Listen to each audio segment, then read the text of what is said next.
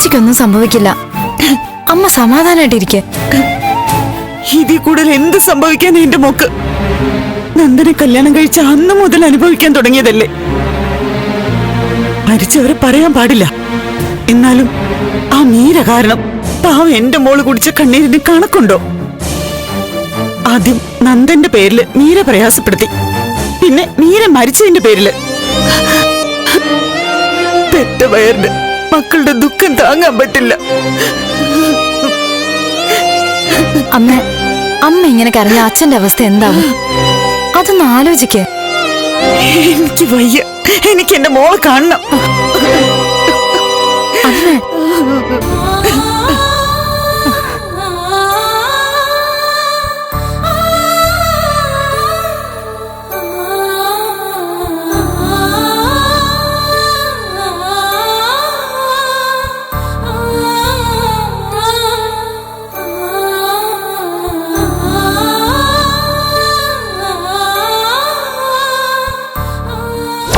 നന്ദ, വെറുതെ പ്രശ്നങ്ങൾ ഉണ്ടാക്കാൻ പോകരുത്.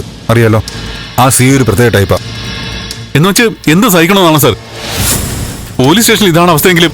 നന്ദനോട് ഞാനിങ്ങനെ സംസാരിക്കുന്നത് സിദ്ധാർത്ഥ സാറിനോടുള്ള അടുപ്പം വെച്ചിട്ടാ സാറേ. പക്ഷേ എനിക്കിതിൽ കൂടുതൽ ഒന്നും പറയാനില്ല.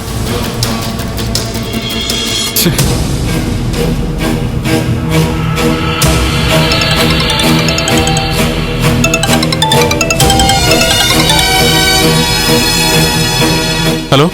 ഹലോ മോനെ, എന്തായി? ദേവികയെ കണ്ടോ? ഇല്ലമ്മേ, ദേവിയെ കാണാൻ പോലും അനുവദിക്കുന്നില്ല ആ സി ഐ. ഇത് കൃത്യമായ ഗൂഢാലോചന തന്നെയാ. ഈ സി ഐ തേവക്കാടുമായി കൂറുള്ള ആളാ. കള്ളക്കേസെടുത്ത് ദേവി ജയിലിലടയ്ക്കാനുള്ള നീക്കുക. നമ്മുടെ അഡ്വക്കേറ്റിനെ ഒന്ന് വിളിച്ചു നോക്കാം. എന്ത് ചെയ്യണമെന്ന് ചോദിക്കാം. അഡ്വക്കേറ്റ് വിചാരിച്ചിട്ടൊന്നും ഒരു കാര്യമില്ലമ്മേ. പുറകില് ത്യാഗരാജന്റെ കൈകളാ. അവൻ നന്നായി കാശിറക്കിയിട്ടുണ്ട്. ഇതിലെന്തെങ്കിലും നടക്കണമെങ്കിൽ ഇനി അവൻ തന്നെ വിചാരിക്കണം. എന്നെ കൊല്ലാൻ നോക്കിയിട്ട് നടന്നില്ലല്ലോ. അതിന്റെ പകകൂടിയുണ്ട് ത്യാഗരാജന്. എല്ലാം കൂടി ചേർത്തിട്ടാ ഇപ്പൊ ദേവിയെ കുരുക്കിയിരിക്കുന്നത്. ത്യാഗരാജൻ, തനൂജ, സി ഐ 3 പേരും ചേർന്നുള്ള പ്ലാനിങ്ങാ. അപ്പൊ ദേവികയെ പുറത്തിറക്കാൻ ത്യാഗരാജൻ തന്നെ വിചാരിക്കണം. അതെ, ത്യാഗരാജൻ, ചന്ദ്രമതി, തനൂജ, ഈ 3 പേരിൽ ഒരാൾ വിചാരിച്ചാൽ മതിയാവും. നീ വിഷമിക്കണ്ട. എന്തെങ്കിലും സാധിക്കുമെന്ന് നോക്കാം. എന്ത് സാധിക്കുന്നു അമ്മേ? പറയാം. നീ ഫോൺ വെക്കേ. അമ്മ എന്ത് ചെയ്യാൻ പോകുന്നു? പറഞ്ഞില്ലേ, നമുക്ക് നോക്കാം. വിഷമിക്കണ്ട, ധൈര്യമായിട്ടിരിക്കെ.